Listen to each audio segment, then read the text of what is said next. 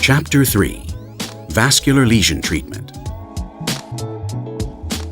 Vascular lesion treatments can be accomplished with the 755 nanometer wavelength and the 1064 nanometer wavelength. See the clinical manual for a complete explanation of indications and suggested settings.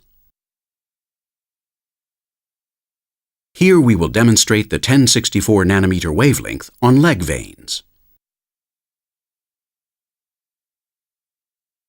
Leg veins of up to 3 millimeters can be treated. The principal chromophores are oxyhemoglobin and deoxyhemoglobin in the red blood cells. These chromophores are targeted, resulting in the heating of the red blood cells. The heat subsequently diffuses to the vessel wall, and the vessel wall is damaged and collapses upon itself. The vessel is reabsorbed by the body over the course of the next several weeks to months. Again, it is important to review the initial consultation portion of the video to make sure a thorough initial consultation is performed. In the case of vascular lesions, pay special attention to making sure there is no underlying venous insufficiency, which requires previous diagnosis by ultrasound. Also be certain that your patients are not taking medications that will cause bleeding or bruising, such as anticoagulants, aspirin, non-steroidal anti-inflammatories, vitamin E, or ginkgo biloba. Vascular treatments are done using 3 different spot sizes: 1.5 millimeters for facial and leg vessels, 3 millimeters for leg vessels, and the 3 by 10 millimeter elliptical spot for leg vessels.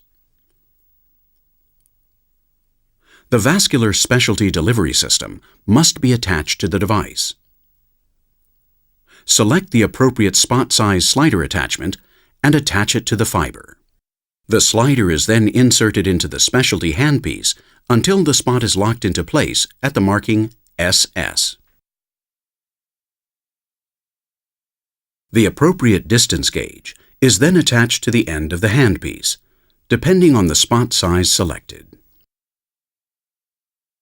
The parameters are selected based upon the size of the vessel.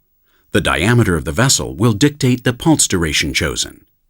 Before beginning, make certain the skin is absolutely clean and dry. For smaller vessels, for example those under 0.5 millimeter, a shorter pulse duration of 10 to 20 milliseconds will be selected.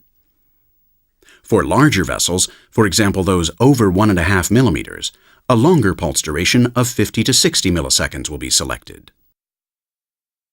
Start with effluents in the lower range of suggested energies for a given vessel size, and then observe the skin response. Adjust fluents upwards or pulse duration downwards depending upon the response. Be sure to set your DCD cooling. Do not double pulse or overlap. When determining optimal energy settings, if you do not see any response, do not pulse over the same area until 5 minutes have passed and the area is completely cooled. The treatment endpoint is spasm and darkening of the vessel. It is also possible that the vessel will disappear momentarily. Once treatment is completed, follow the post-care instructions found in the clinical manual.